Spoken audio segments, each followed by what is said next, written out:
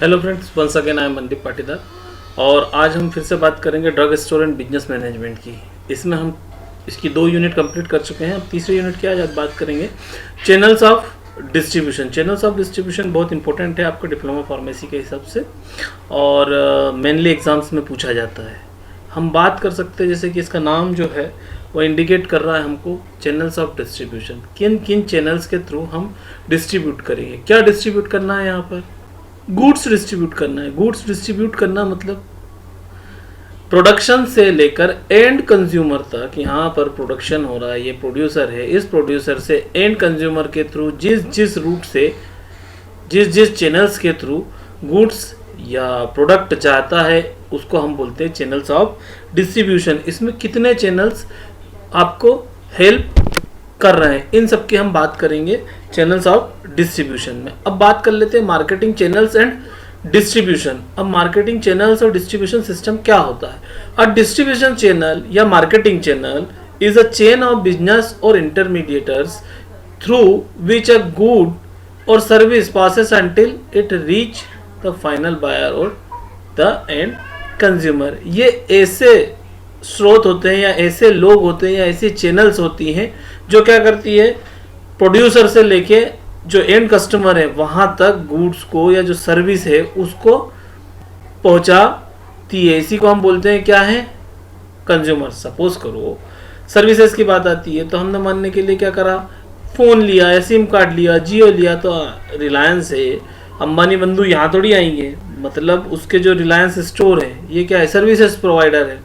आपके नोकिया और इवन आपके आइडिया, एयरटेल और इनके जो कॉल सेंटर है वो क्या है, सर्विस प्रोवाइडर है। भाई उन्हें आपने कोई चीज़ ली या उसको सर्विस प्रोवाइड कर रहे हैं, ठीक है, या फिर एक थ्रू से खरीद के वो वहाँ तक पहुँचा रहे हैं। जैसे कि आप कहीं भी आप जाएंगे आइडिया की कंपनी में तो वहाँ जाने की ज़रूरत नहीं है ना, किसी भी मेडिकल मोबाइल शॉप से आपको क्या मिल जाएगा, सिम मिल जाएगा। ये बेसिक चीज़ है। उसी तरह यदि हम जॉनसन एंड जॉनसन का कोई सॉप क्रीम या कुछ लेने जा रहे हैं या किसी और कंपनी का बायर का कोई प्रोडक्ट खरीदने जा रहे हैं या अजंता अल्केम किसी का भी प्रोडक्ट खरीदने जा रहे हैं तो क्या हम कंपनी जा रहे हैं? नहीं, जो इंटरमीडिएट है रिटेलर के पास जा रहे हैं, वहाँ से ले रहे हैं। तो ये क्या सब हो गए channels of distribution. Marketing channels are set of interdependent organisation.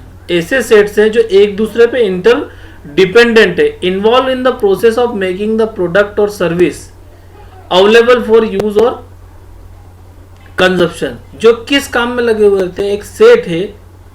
किस मार्केटिंग चैनल किसका है, इंटरडिपेंडेंट ऑर्गेनाइजेशंस। ये कुछ ऑर्गेनाइजेशंस ऐसी हैं उनकी चैनल है, मार्केटिंग चैनल जो है वो चैनल्स है वो एक दूसरे पर इंटरडिपेंडेंट है और क्या प्रोवाइड करती है या क्या प्रोसेस देती है, क्या करती है, जो गुड्स है या प्रोडक्ट है या सर्विस है उसको अवेलेबल कराती है या फिर यूज ऑफ कंजप्शन के लिए अवेलेबल कराती है। They are the set of pathways a product और service follow after the production. ये वह पाथवे है या ये वह रास्ता है जो एक प्रोडक्शन के बाद प्रोडक्ट फॉलो करता है। मतलब इस पाथवे से ही प्रोडक्ट जाएगा। प्रोडक्शन हो गया तो चैनल्स ऑफ डिस्ट्रीब्यूशन जो है या मार्केटिंग चैनल है उसके थ्रू ही कंज्यूमर तक जाएगा, एंड कंज्यूमर तक जाएगा। मतलब रास्ता क्या हुआ, चैनल्स ऑफ डिस्ट्रीब्यूशन।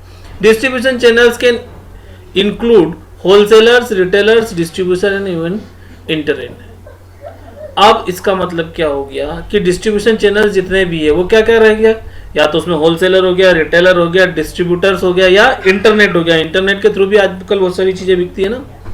अब इंपॉर्टेंस ऑफ चैनल्स की बात कर लें तो इन चैनल्स के इंपॉर्टेंस क्या है, क्यों जरूरी है। Decision about the marketing channel are among the most critical management decision.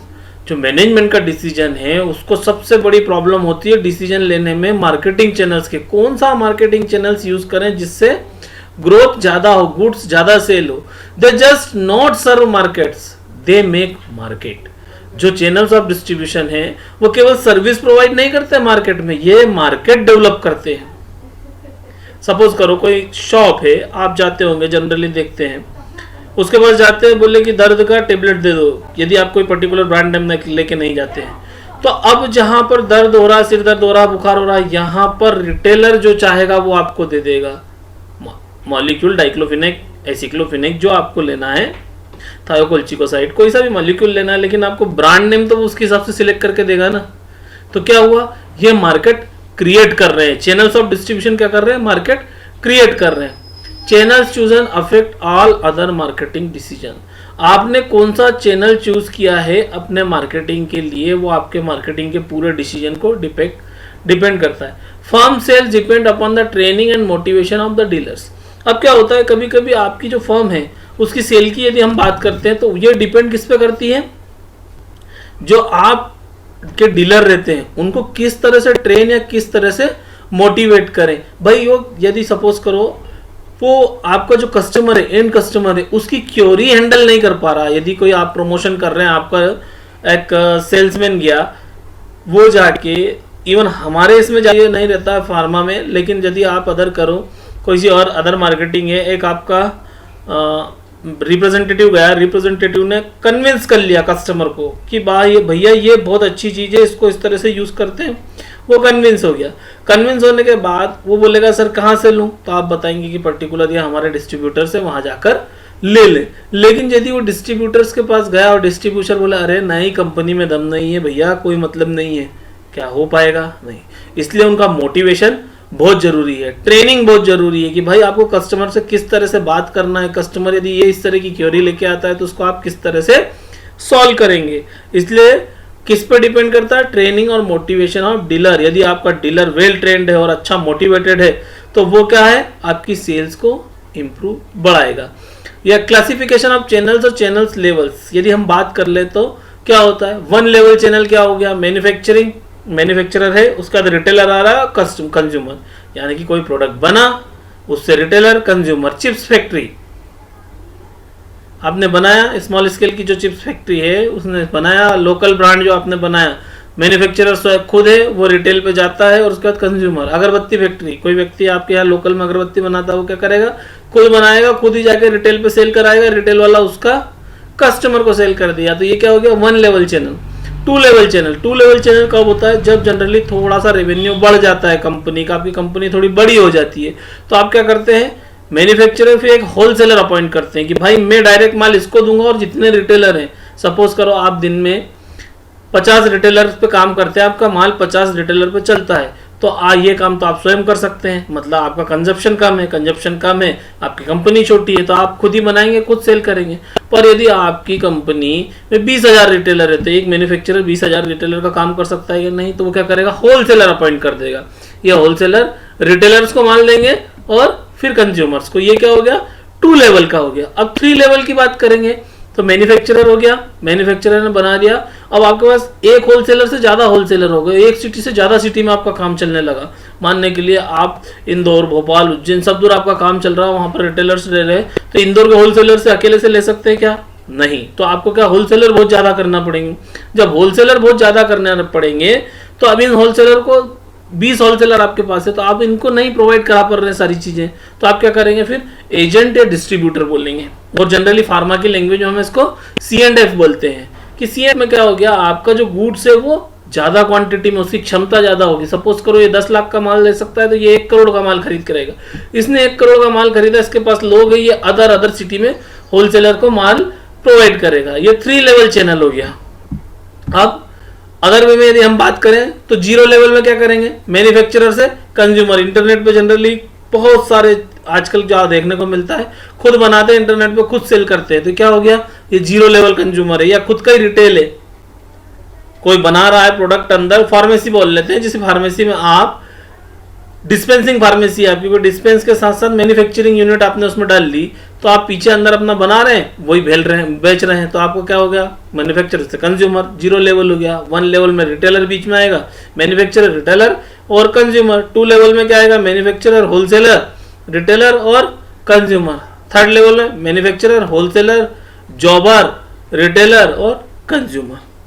Channels are broken into 2 different form, direct and indirect. जो चैनल्स है वो 2 फॉर्म में डिवाइड करते हैं हम, डायरेक्ट चैनल्स और indirect channels. A direct channels allows the consumer to make purchase from the manufacturer. Direct channels जितनी भी है वो क्या करेगी, आप उससे डायरेक्ट मैन्युफैक्चरर से खरीद लेंगे। इनडायरेक्ट में आप किसी के भी थ्रू जा सकते हैं, होलसेलर के जा सकते हैं, या दूसरे जितने भी चैनल्स हमने बताए हैं, रिटेलर्स हैं, जॉबर्स हैं, इनके थ्रू आप खरीदेंगे, मतलब ये इनडायरेक्ट चैनल है। डायरेक्ट चैनल मतलब ये दूसरी तरीका क्लासिफिकेशन है, ठीक है। अब हम बात कर रहे हैं इंटरमीडियट्स। इंटरमीडियट्स क्या है? Are the middleman and signify those individual in the channel that either take title to take goods and sell at profit. ये वो लोग होते हैं, ये मिडिलमैन होते हैं। ये क्या करते हैं?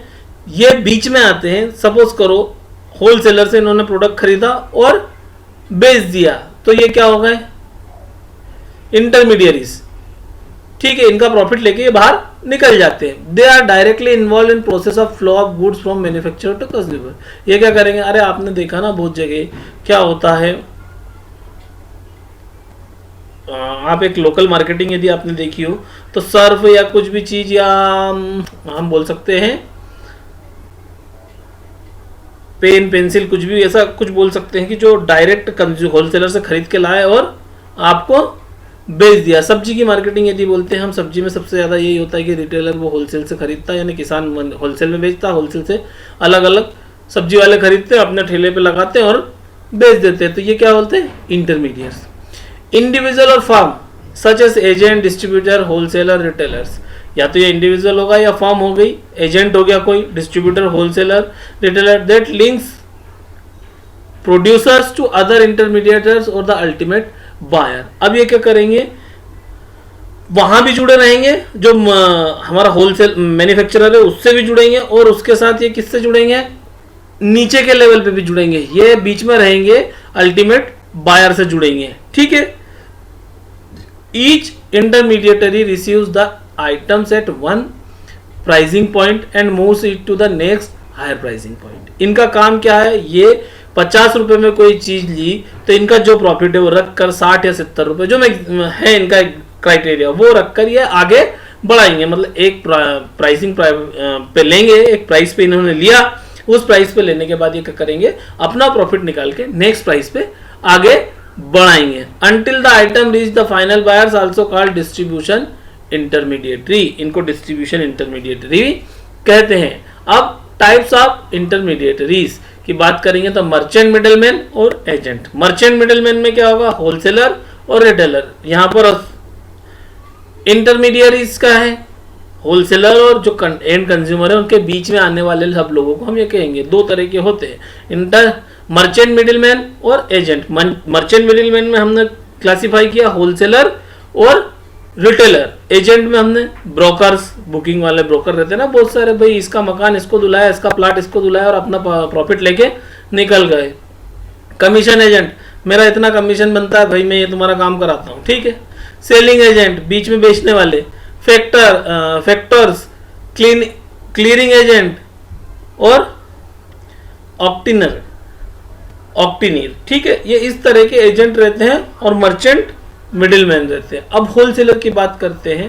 होलसेलर कौन होता है? पर्सन और firm that buy large quantity of goods from various producer और vendors. Wholesale warehouse use them and resell to. अब ये क्या करता है? होलसेलर क्या है? होलसेलर वह व्यक्ति है जो लार्ज अमाउंट में, क्वांटिटी में, लार्ज क्वांटिटी में गुड्स खरीदेगा वेंडर से या किसी से भी, और क्या करेगा? उसको स्टोर करेगा वेयर हाउस में, और उसके बाद क्या करेगा? रीसेल कर देगा। होलसेलर कौन होता है? होलसेलर पर्सन और firm that bias large quantity of goods from various producer और वेंडर। ये वह फर्म या पर्सनल व्यक्ति या ऐसा व्यक्ति होता है जो क्या करता है? प्रोड्यूसर या वेंडर से लार्ज अमाउंट में खरीदता है, उसको वेयर हाउस में रखता है और रीसेल करता है। फंक्शन ऑफ होलसेलर यदि आपसे पूछते हैं, जनरली एग्जाम में पूछा जाता है, तो क्या करेगा?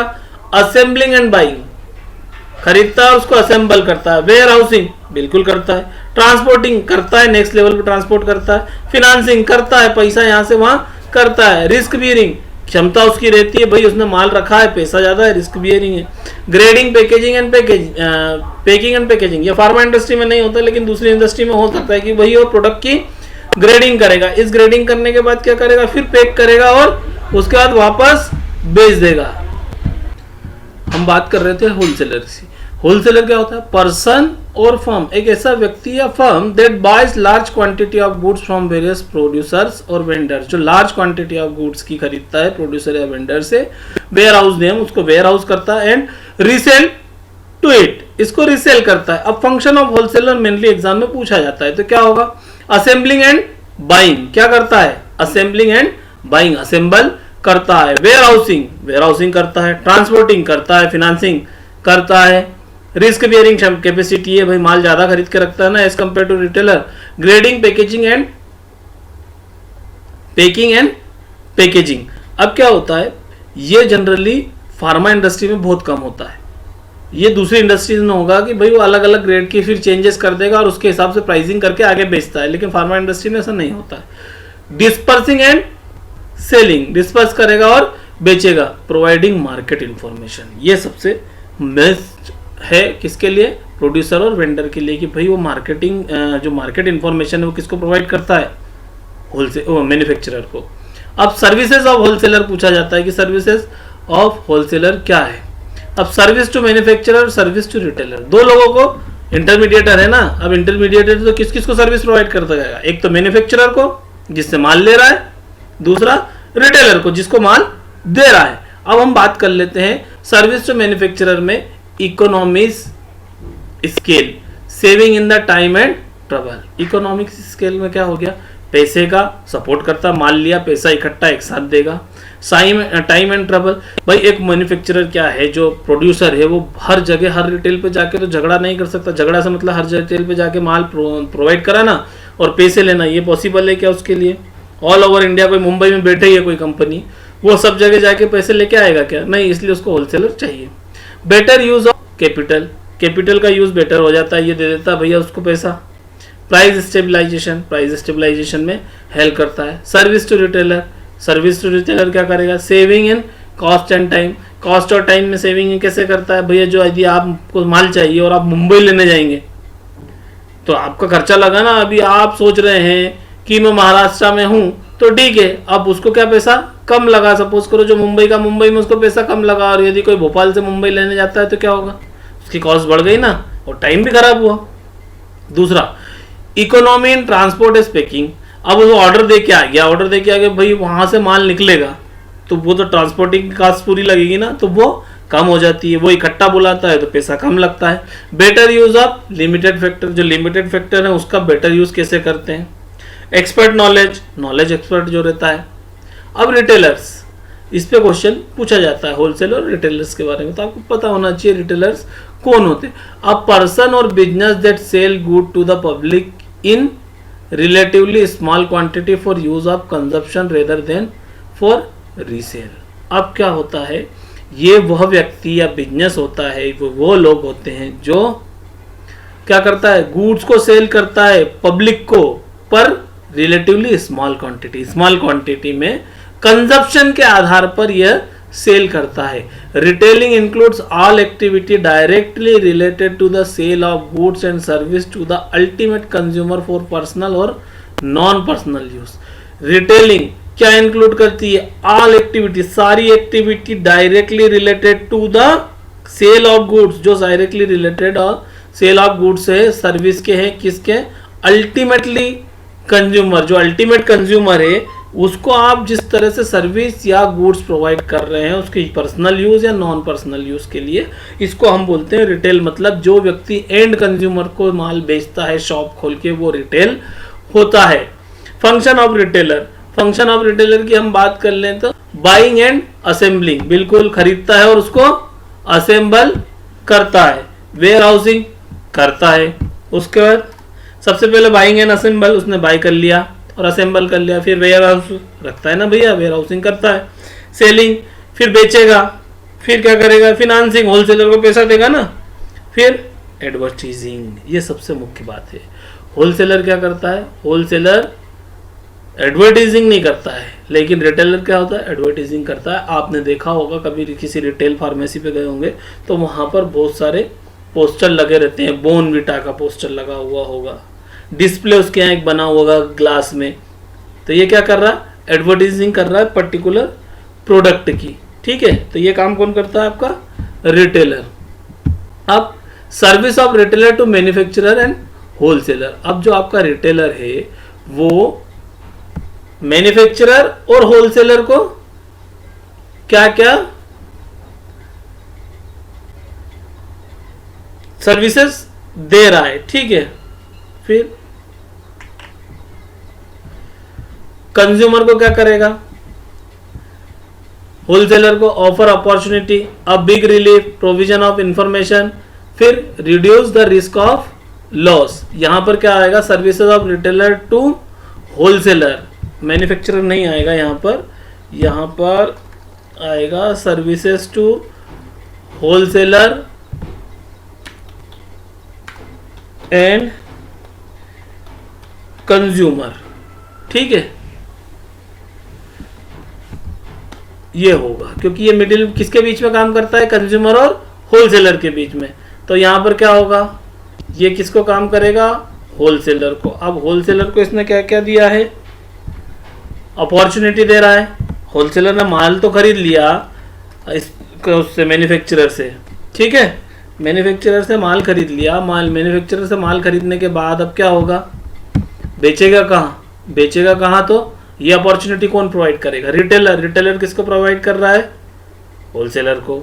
एक रिलीफ कर देता, भाई तू परेशान हो, तू तो मुझे माल दे, मैं माल बेचूंगा। प्रोविजन ऑफ इंफॉर्मेशन, यहां से इंफॉर्मेशन वहां देता है। Reduce the risk of loss. अब उसने क्या, रिस्क बियरिंग क्षमता बहुत ज्यादा होलसेलर की, 50 लाख का या 1 करोड़ का माल खरीदा। अब उसमें से धीरे धीरे हर रिटेलर, किसी ने 5 लाख का ले लिया, किसी ने 10 लाख का ले लिया, किसी ने 2 लाख का ले लिया। तो क्या करा, उसकी लॉस की जो रिस्क है वो कम कर दी, क्योंकि जो यदि 2 लाख का लॉस होगा तो ये रिटेलर लॉस खाएगा ना, तो वो 2 लाख तो उसने कमाया यदि खरीद लिया तो, ठीक है। अब कंज्यूमर के लिए क्या फायदे करता है रिटेलर, कंज्यूमर के लिए क्या फायदा करेगा, सबसे पहले का लार्जेस्ट चॉइस। भाई वो चॉइस उसके पास रहेगी, वो खड़ा रहेगा, देख ले भैया तेरी जो पसंद का है वो ले ले, मतलब लार्जेस्ट चॉइस। फिर रिलीफ फ्रॉम स्टोरेज, कंज्यूमर को स्टोर नहीं करना है, हम कोई क्रीम स्टोर करके या माउथ वॉश स्टोर करके रखते हैं या कोई टेबलेट स्टोर करके रखते हैं कि भाई नहीं आज दर्द हो रहा है तो एक काम करते हैं, डायनापार लेने जा रहे हैं तो 2 डायनापार ले आओ, पर उसको बोलेंगे नहीं 2 पत्ते दे दे भैया, भविष्य में दर्द हुआ तो क्या, ऐसा करते हैं क्या, नहीं। तो इसीलिए पेशेंट को या कंज्यूमर को क्या फायदा हुआ, स्टोरेज उसको नहीं करना पड़ा। स्टोर कौन कर रहा है, रिटेलर। एक्स्ट्रा सर्विस हो रही है, फोन लगा दिया, मुझे चाहिए, घर देने आ रहा है। सप्लाई ऑफ इंफॉर्मेशन, सप्लाई की इंफॉर्मेशन देता है, तो ये कंज्यूमर के बेनिफिट है।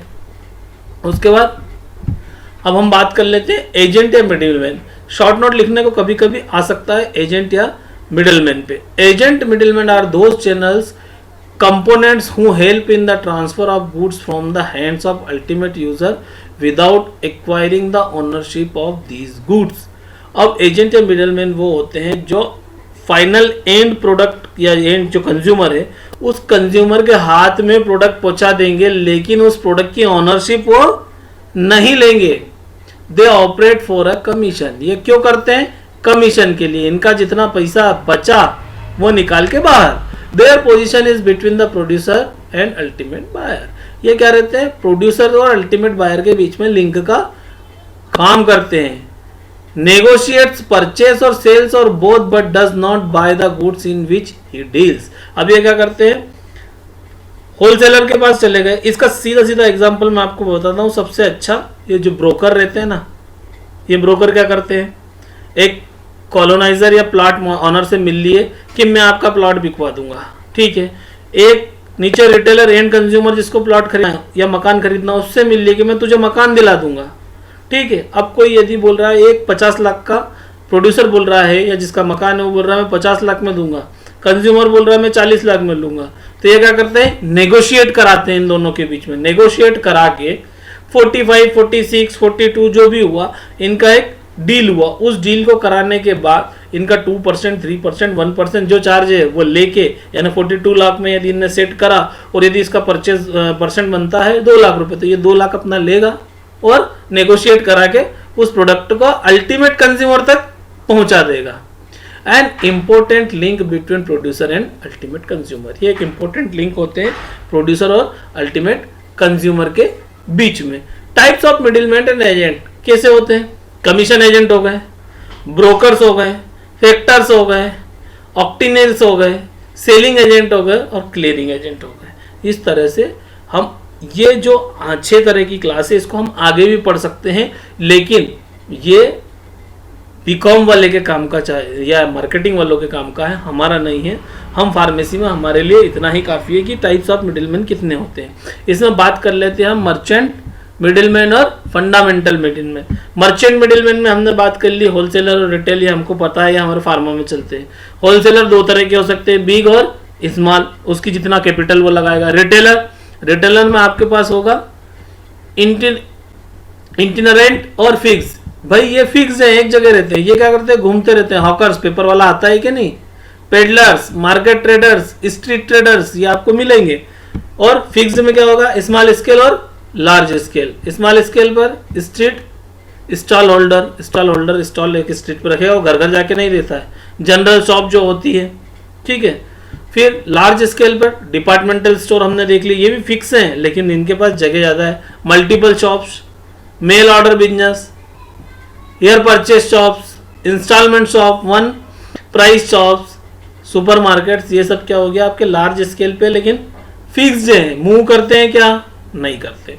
अब फंडामेंटल मिडिलमैन की बात कर लें, और ये कोई ओनर है क्या, मतलब ये मैन्युफैक्चरर है क्या, नहीं है, कहीं ना कहीं से लेते हैं ना, ठीक है। फंडामेंटल मिडिलमैन क्या होते हैं,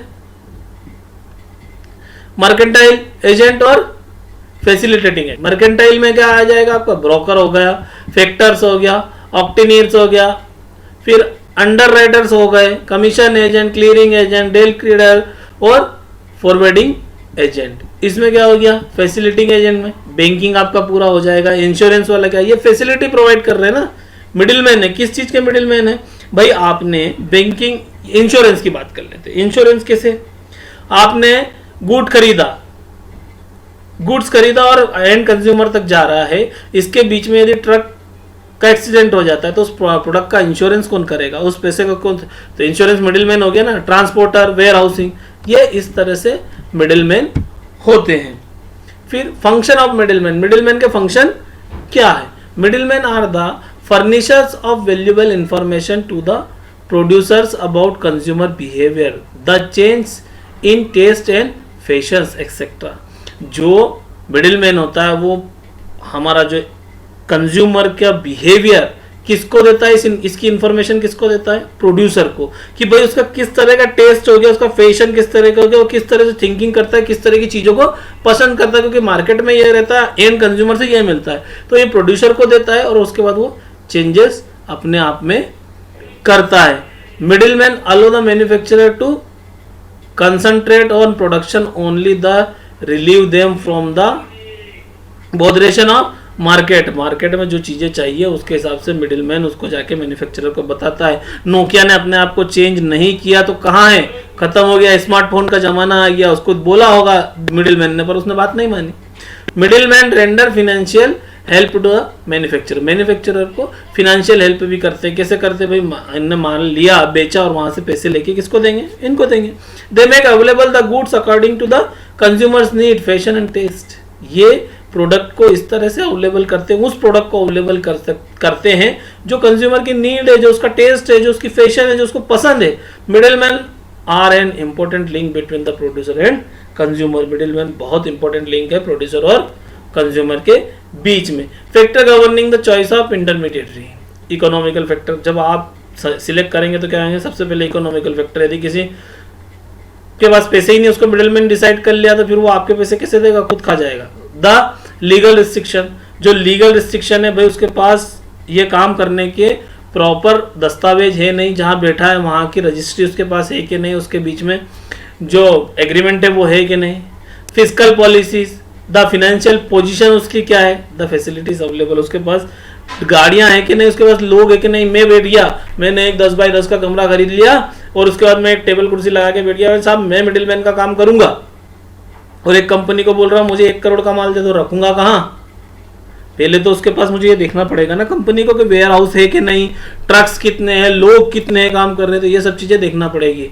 फैक्टर्स की बात कर ले तो यदि कुछ अदर चैनल्स ऑफ डिस्ट्रीब्यूशन आप जब सिलेक्ट कर रहे हो तब कौन कौन से फैक्टर आपको ध्यान में रखना है। फिर प्रोडक्ट फैक्टर, सबसे पहले तो आपको प्रोडक्ट फैक्टर के बारे में डिसाइड करना है कि आपका प्रोडक्ट किस रेंज का है, उस प्रोडक्ट के प्रोडक्ट फैक्टर के बारे में देखना पड़ेगा। फिर जिस मार्केट में आप उसको सेल कर रहे हैं उस मार्केट का फैक्टर आपको पता होना चाहिए। इन्वायरमेंटल फैक्टर आपको पता होना चाहिए कि कुछ ऐसी चीज है जो हायर टेम्परेचर पे खराब हो जाती है, उसको आप सोच रहे हो दुबई में बेच लूं, जो 20 डिग्री 25 डिग्री पे काम होना है। जैसे मानने के लिए वैक्सीन और सीरा आपके पास कोल्ड चेन नहीं है और उस इंटरमीडिएट या होलसेलर या मार्केटिंग चेन को दे दिया, बोले बेचो, वो आपसे खरीद के ले जाएगा, रास्ते में ही खराब कर देगा।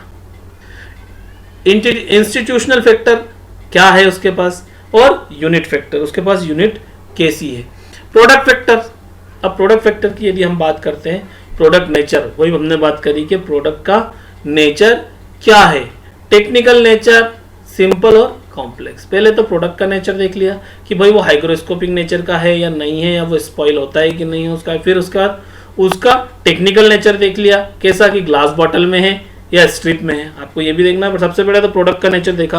प्रोडक्ट का नेचर मानने के लिए हमने क्लेवेनिक एसिड की बात करते हैं। क्लेवेनिक एसिड बहुत ज़्यादा हाइग्रोस्कोपिक नेचर की होती है, तो हम उसको क्या करना है, एयर टाइट कंटेनर में हमको लेके जाना है। अब टेक्निकल नेचर देखना है। टेक्निकल नेचर ये देखना है कि जो क्लेवेनिक एसिड है वो स्ट्रिप की पैकिंग में है या फिर बॉटल में है।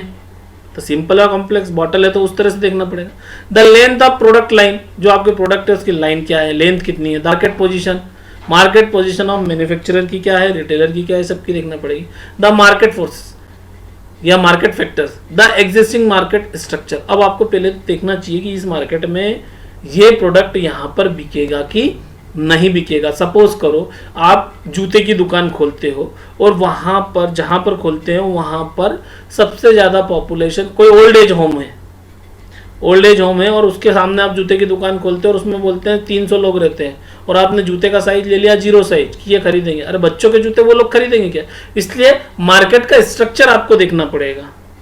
ठीक है, आपने सोचा कि भैया सबसे ज्यादा जहां पर कुछ ऐसा एरिया है, मंदिर वाला टेम्पल वाला एरिया है या कुछ भी है, ऐसा बोलना ठीक नहीं है, कुछ ऐसी जगह है जहां पर नॉनवेज कोई लोग यूज नहीं करते, वहां पर नॉनवेज की दुकान खोल लोगे, चलेगी क्या? नहीं। कहीं पे वाइन शॉप ऐसी जगह खोल लोगे, नहीं चलेगी। ठीक है। अवेलेबिलिटी चैनल्स, अब चैनल्स की अवेलेबिलिटी क्या है, कॉम्पिटिटर चैनल्स, जो कॉम्पिटिटर हैं उनकी क्या स्थिति है। फिर इंस्टीट्यूशनल फैक्टर, आपका जो इंस्टीट्यूशन है, जो फैक्ट्री है, उसका क्या देखना पड़ेगा। The financial ability of channels members, आपके जो चैनल मेंबर है और आपकी खुद की जो है वो क्या देखना पड़ेगा, फिनेंशियल एबिलिटी। नहीं तो क्या होगा, आपने उसको मान लिया वो आपको ही पैसा खा जाएगा। The promotional ability of channels member, promotional ability देखना पड़ेगी कि वो किस तरह से मार्केट में प्रमोट करता है, किस तरह से इसकी मार्केटिंग स्ट्रेटेजी है।